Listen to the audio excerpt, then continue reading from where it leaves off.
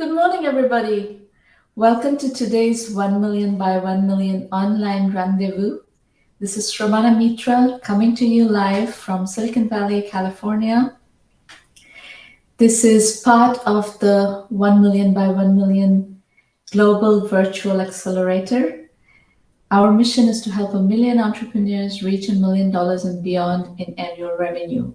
And in support of that mission, we do a lot of different types of programming. This is one of them. This happens on Tuesday mornings at 8 a.m. Pacific.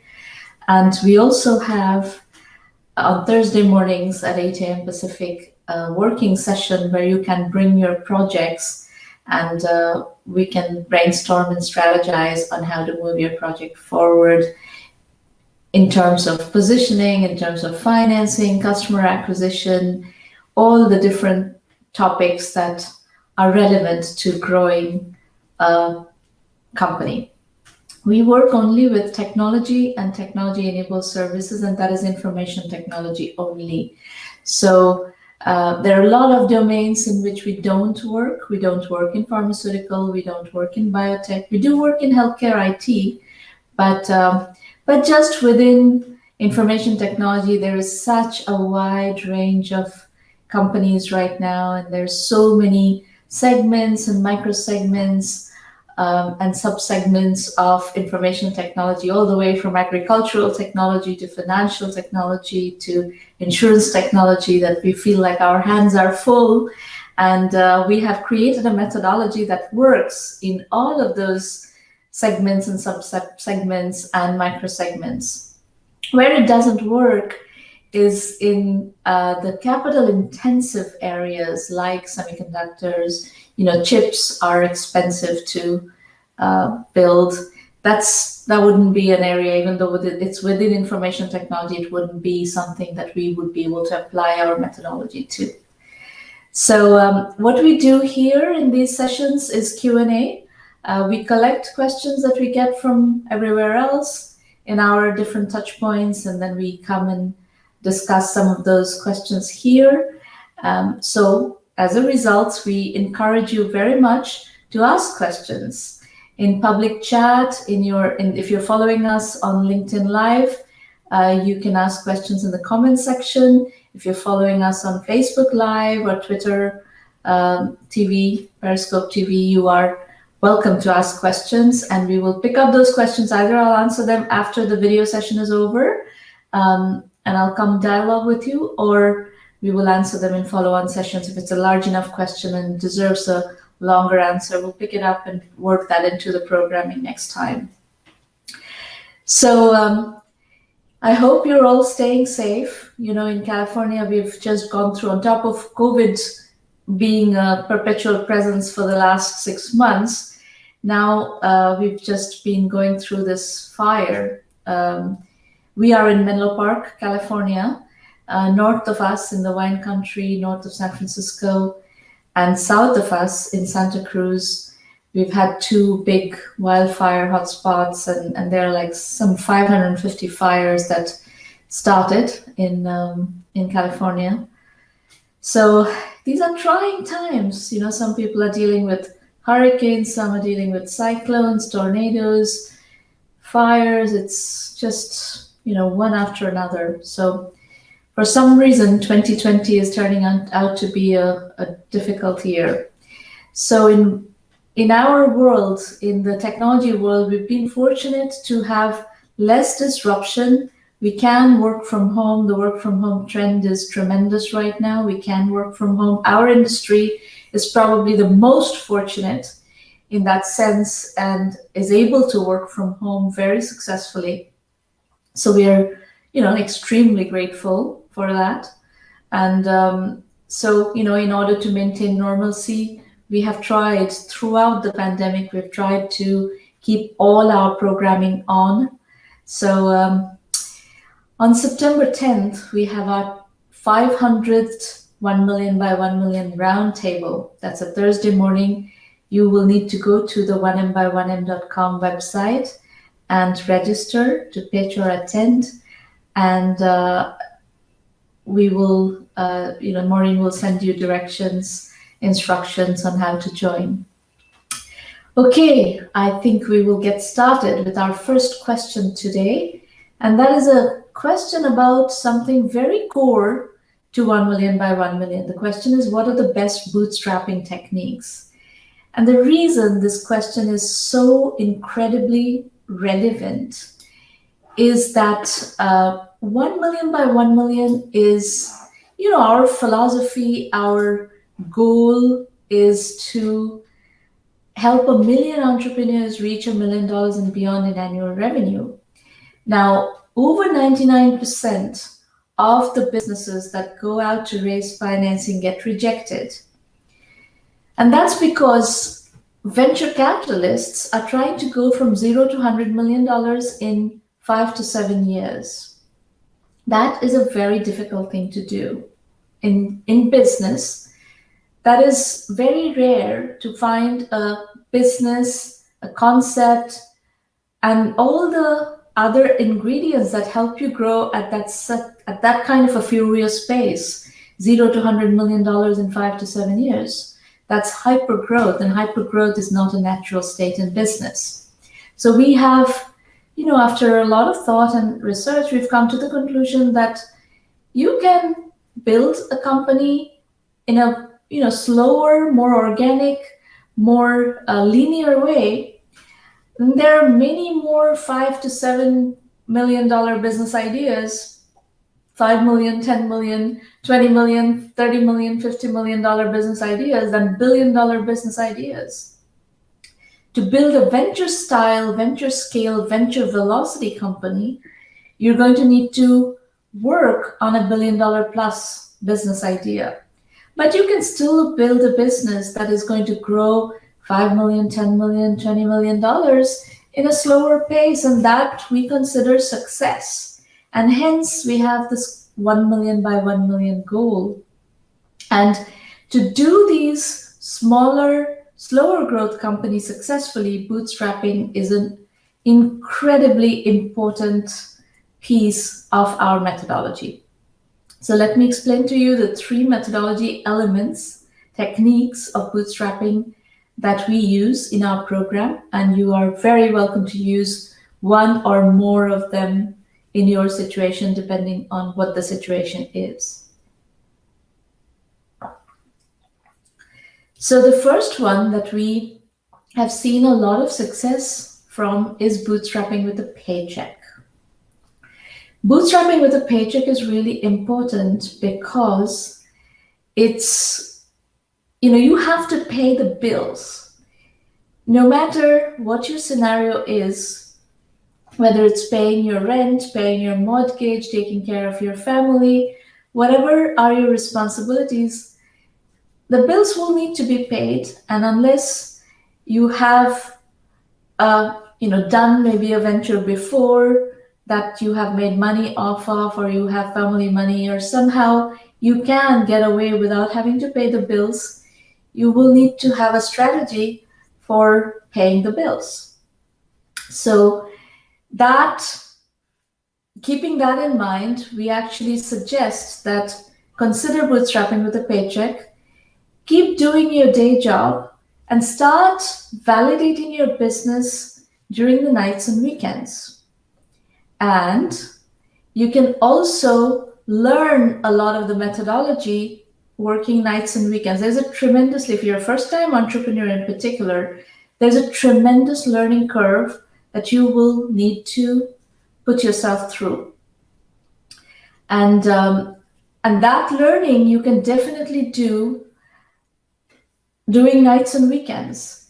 It's like if you were doing an MBA while working, you're trying to do nights and weekends and get an MBA. In this case, you're trying to get sort of an entrepreneurship MBA, which is learning the methodology of how to put one foot before the other. There are many such courses available, material available. From 1 million by 1 million, we have a very good digital curriculum that is time-tested and battle-tested. We launched it in 2010, and it's been in the market for the last 10 years, and numerous entrepreneurs are using it. You're very welcome to use that. It is many hundred hours worth of curriculum, but you need to budget at least 50 to 100 hours to do the core curriculum, which teaches about 7 major topics and many sub-modules within those. The 7 major topics are bootstrapping, positioning, market, customer validation, customer acquisition, market sizing, team building, and financing. And any entrepreneur who takes on the task of building a company will need to learn these topics. You don't have a choice. So I would suggest that you please go ahead and figure out a strategy. If you choose to do bootstrapping with a paycheck, do the methodology learning and then do the customer validation to as much thoroughness as possible before you quit your job. We've had instances where the entrepreneurs have gone all the way to break even in a best bootstrapping using services mode. So bootstrapping with a paycheck mode, and that works too. It depends. The other interesting trend that we have seen in the bootstrapping with a paycheck domain is applying to an accelerator that offers funding. So 1 million by 1 million doesn't offer funding. We have a network of investors. We introduce you to a network of investors. There is a class of accelerators, Y Combinator, Techstars belong in that class, that actually give you funding. They give you 100,000, 150,000, in some cases lower levels of funding. Now, their criteria is very, very strict. So they reject a lot of people. So if you're working with 1 million by 1 million in a bootstrapping with a paycheck mode and validating your idea to a point where you may have a couple of paying customers, a couple of early validation customers, then if you go on to apply for Y Combinator, that could be a very nice way for you to get seed funding. We have a lot of case studies of entrepreneurs doing this as well. Okay, so those are some of my thoughts on bootstrapping with a paycheck. The second piece of methodology that I will share with you is bootstrapping with services. Services is essentially you are taking a project, a contract from a customer in a domain where you have expertise. So this works really well when you're doing B2B companies.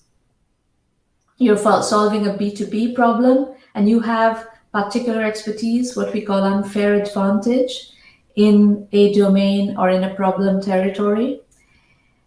You can go to a company that has that problem and say that, do you want to solve this problem? And I have the expertise to help you solve this problem, and I will do it as a contract, as a contract software.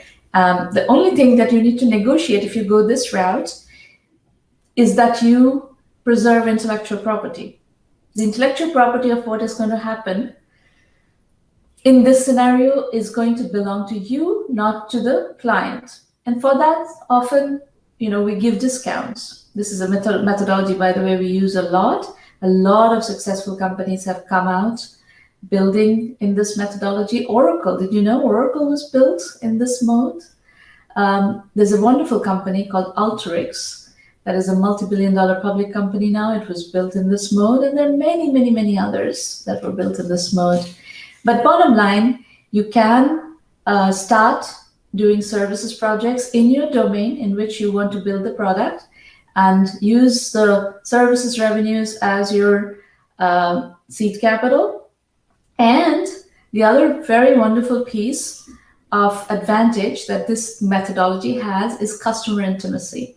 You get to talk to customers. Customers will, help you figure out what really is the problem, what are they looking for in the solution, etc., etc. And that's tremendously valuable as well. So if you have 5 customers in a bootstrapping with services mode, each paying you $100,000 to solve a problem, you have $500,000 worth of seed capital, and you keep intellectual property. You have 5 customers that have helped you scope the product, and then you can go to the next 100 customers, the next 500 customers from there. And it's a tried and true strategy.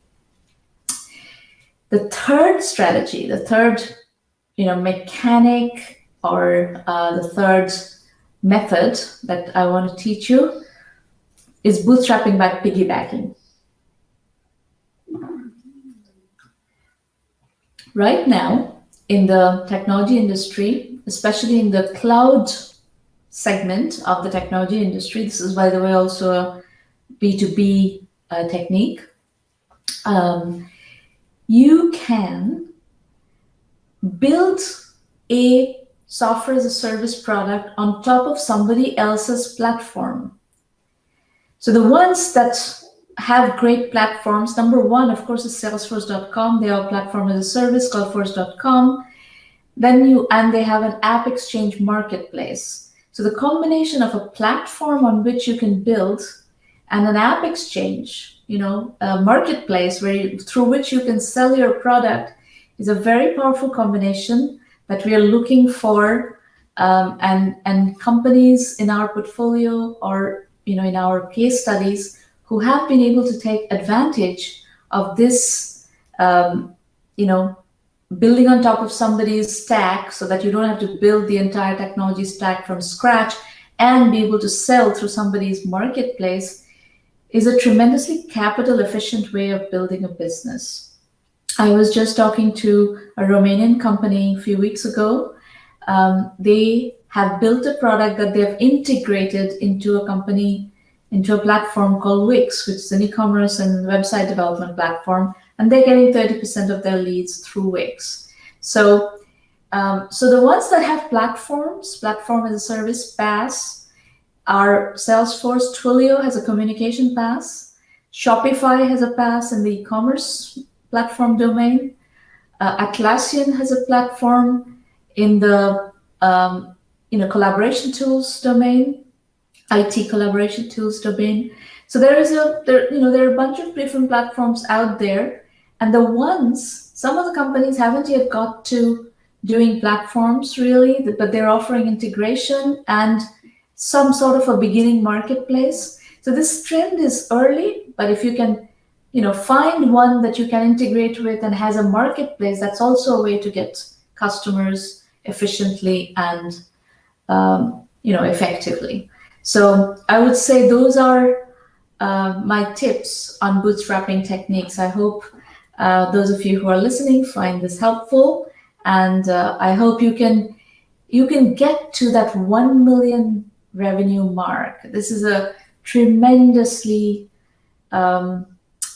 important revenue mark. And if you're doing B2B SaaS, for example, or any SaaS, any kind of SaaS, 1 million annual recurring revenue run rate, which is not necessarily $1 million in revenue, but you get to the run rate, which means that you will get to the revenue in a predictable number of months. Let's say if you get to the 1 million ARR by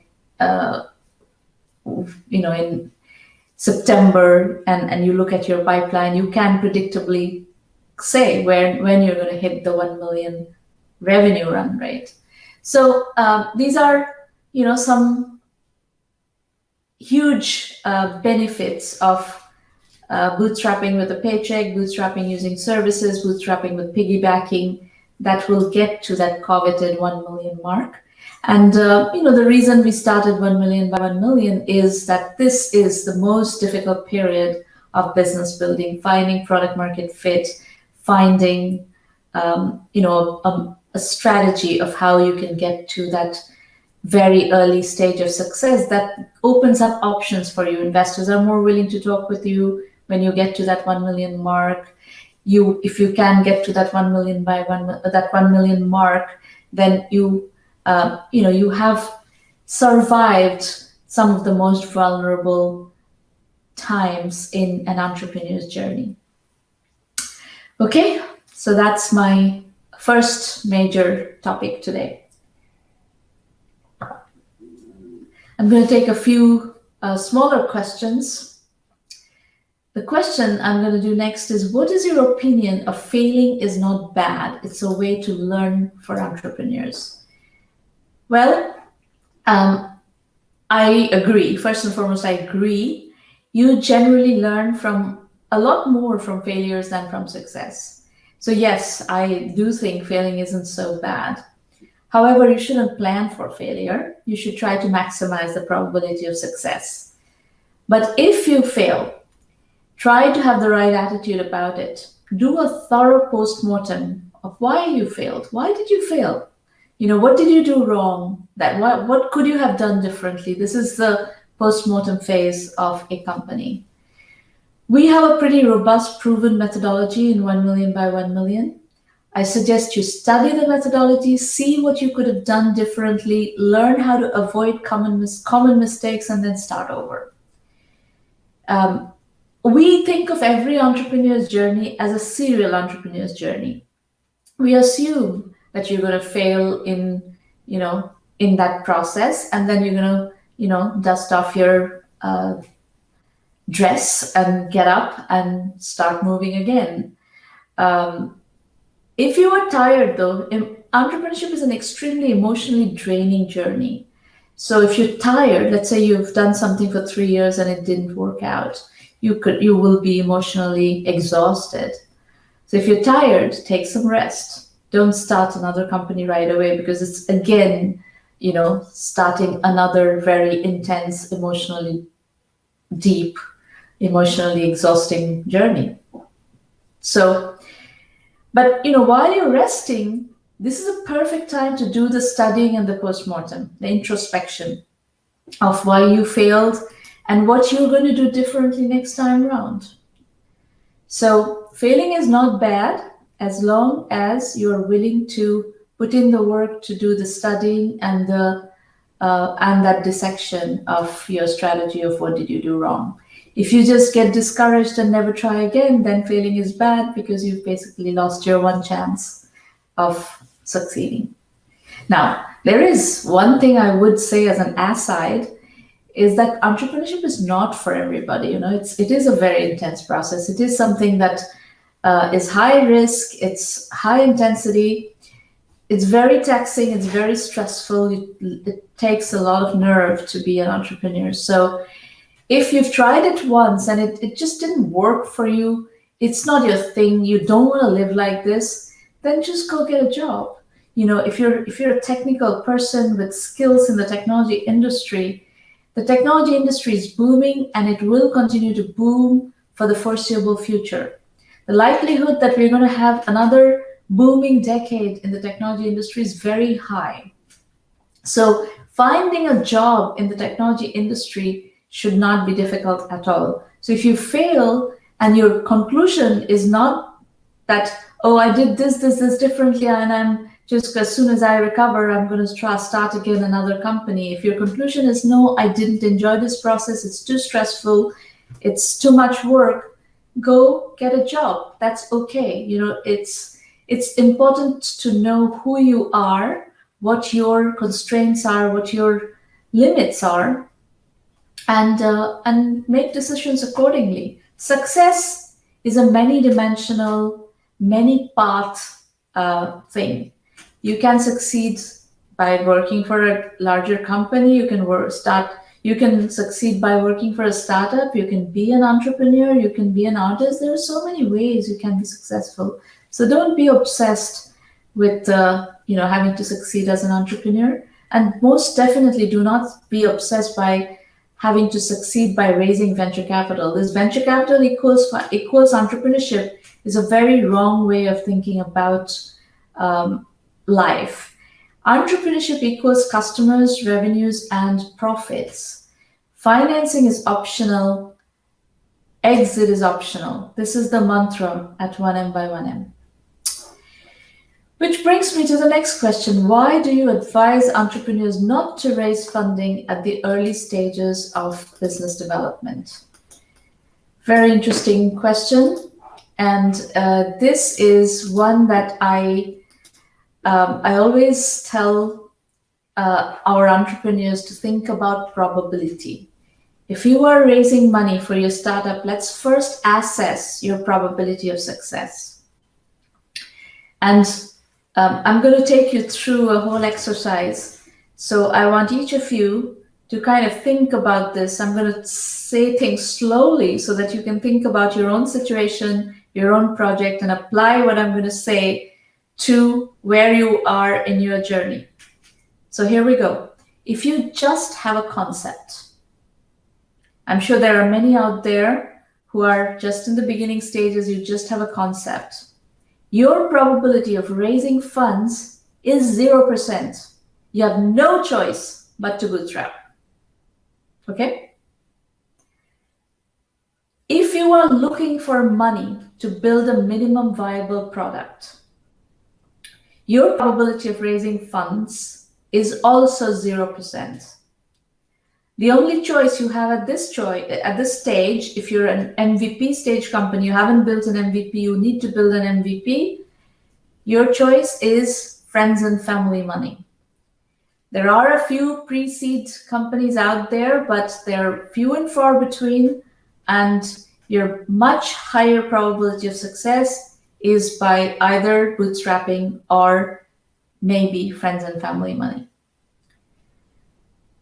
If you're a little bit further along, if you have validation from 100 prospects, not customers, these are not customers who are buying from you, you haven't even built your MVP yet, but you have talked to 100 prospects and they have validated that yes, they have this pain point, and yes, if you build this product, they're going to buy from you.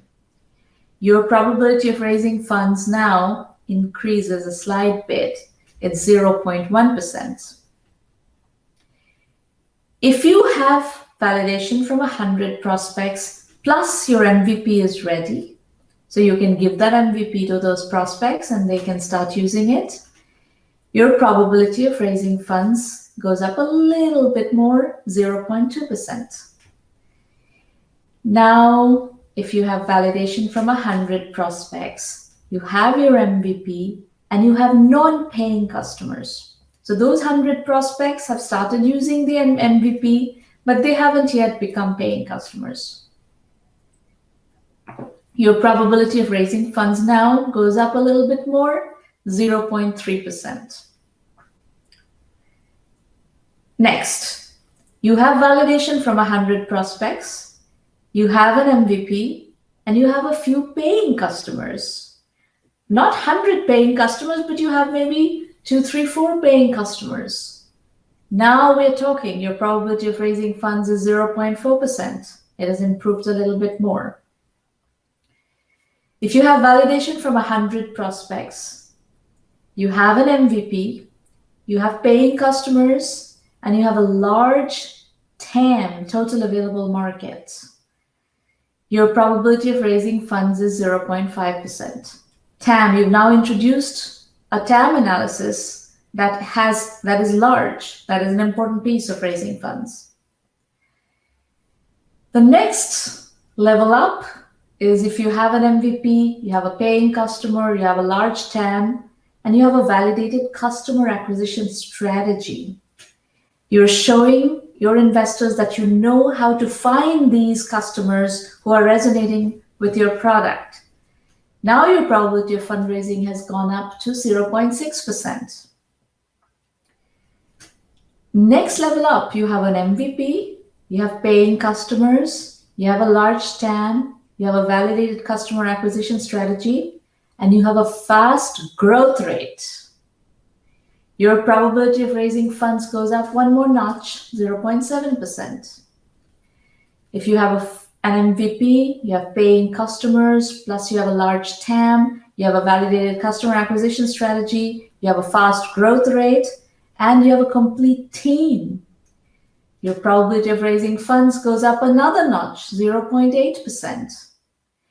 If you have an MVP, plus paying customers, plus large TAM, plus validated customer acquisition strategy, plus fast growth rate, plus complete team, plus great traction. And that means you're showing, let's say you're doing B2B SaaS and you're in an annual recurring revenue, monthly recurring revenue model, you're showing traction and you have gotten to $40,000 MRR, $80,000 MRR. $80,000 MRR is close to $1 million annual recurring revenue, ARR. Now your probability of raising fund has gone up to 0.9%. And the last one that I'm going to do is if you have an MVP, if you have paying customers, you have a large TAM, you have validated customer acquisition strategy, you have a fast growth rate, you have a complete team, you have traction, and you have track record. You've done this before, even if it's not as a founder CEO, if you've done it as part of a startup team, an executive team, or you've worked for a startup before and you have really solid domain knowledge, somehow you are an attractive person for this particular venture. We call it entrepreneur venture fit. Your probability of fundraising has now gone up to 1%. So there, what is the point of my taking you through this exercise? I want you to understand the different stages of building credibility and building fundability. Over 99% of the entrepreneurs who seek financing get rejected. They go to investors too soon. They go to investors without a TAM analysis. They go to investors without a team. Solo entrepreneurs going to investors with no team, no traction is not going to work. Especially if you're a solo entrepreneur, you have to build up to some traction. So if you're a solo entrepreneur, the only way you can crack this code is with track record and with traction. So there are all these nuances that you have to understand of how to get a company funded. So our philosophy is bootstrap first, raise money later. Do not go to VCs as a beggar, go as a king. Bootstrap with your paycheck, bootstrap using services, bootstrap to validation, bootstrap to traction, bootstrap with using piggybacking. VCs love to come to the rescue of victory. That is a fact. There is no denying this fact. So start bootstrapping now. And if you want to discuss your strategy, you want to discuss your project specifically, come to one of the 1M by 1M roundtables. To register, go to the 1mby1m.com website. Go to free public roundtables on the top navigation bar and go look at the schedule there. Our next event is September 10th, the 500th roundtable for 1 million by 1 million. We started doing these free mentoring roundtables back in 2008, in the fall of 2008. So it's 12 years, and we have done 499 roundtables, free mentoring sessions. Over 150,000 people have attended and participated in these sessions. Lots and lots of strategy discussions have happened. If you go to our YouTube channel, 1M Roundtables, you'll find recordings of every single of these sessions. So I hope to see some of you at the 500th roundtable, and be well, be safe, wear masks. Right now, there's a lot of confusion around whether you should or shouldn't wear masks. Wearing masks helps you prevent infection spreading to other people.